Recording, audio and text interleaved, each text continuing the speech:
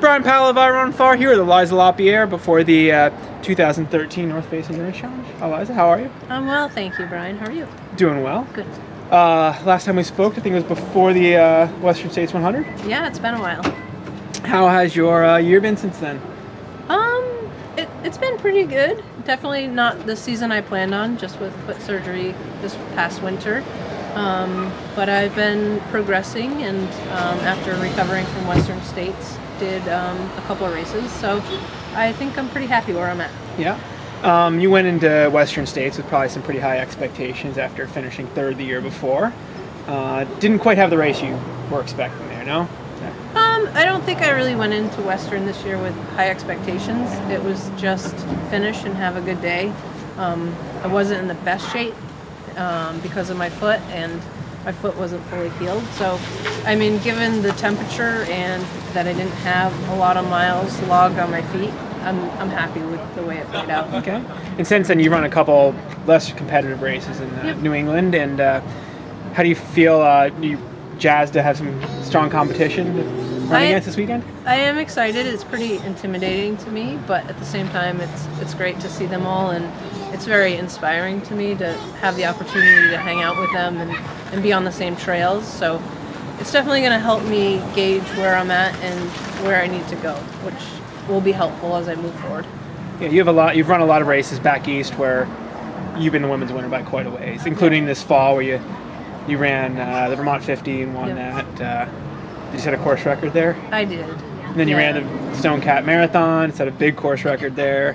So you're very strong and confident in running a strong race, a fast race.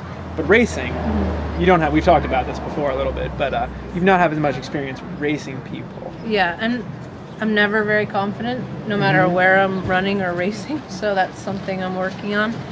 But I don't feel like I know how to race and kind of play the game.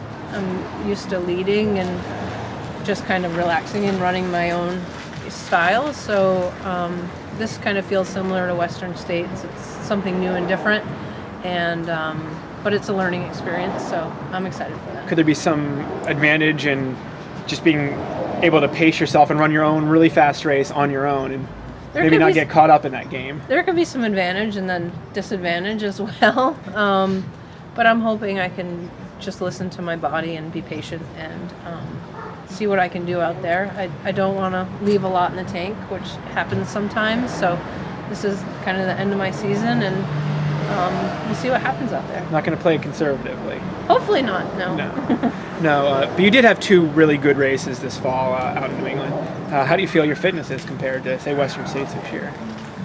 I think I've worked a lot on speed since Western States, so I feel faster, but at the same time I've been training alone, so it's very hard for me to know where I'm at compared to where I was or where I am compared to the competition.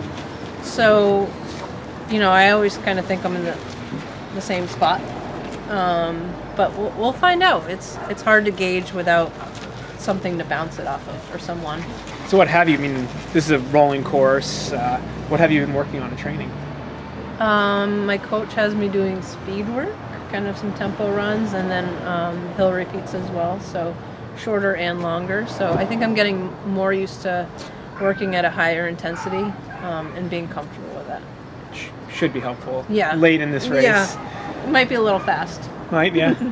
Well, best of luck out there this weekend. Have fun, Aliza. Thanks, Brian.